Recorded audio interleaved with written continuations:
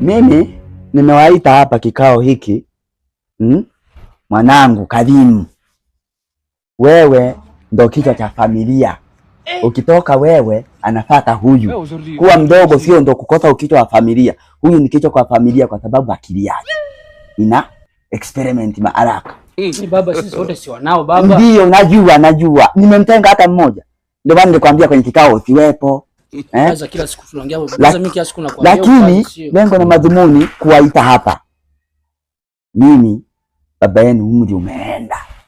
Na kama umeenda inabidi mali zangu mimi mzijue na niwagawanishe. Lakini kwenye huo mgao mko wangapi?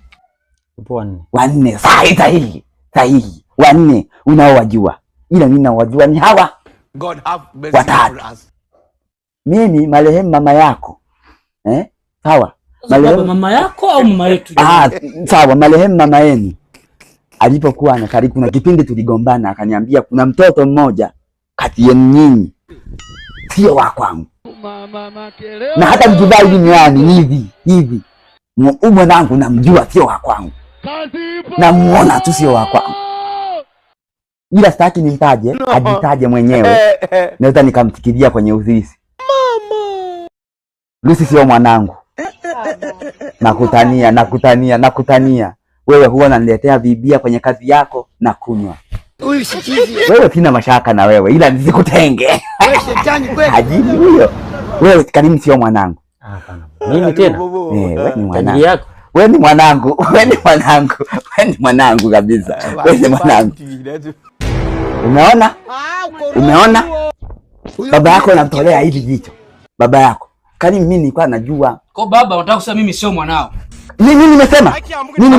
Brother, umeona kila siku mimi nakwambia Faza ana miausho, umeona? Huyu sio mwanangu. Kwenye mgawa mali zangu hayupo. Bro, kila siku mimi nakwambia bro Faza miausho. Mimi ndo nishasema sana. Lakini baba, mara ya mwisho naongea na mama kipindi kwa Marekani. Ndio. Kabla hajafariki, nipa ukweli kidogo. Japo hakusema ni useme. Kwa maelezo yake ni kwamba Leila mwanangu huyu ndio sio mwanao. Nani sio mwanangu? Mimi.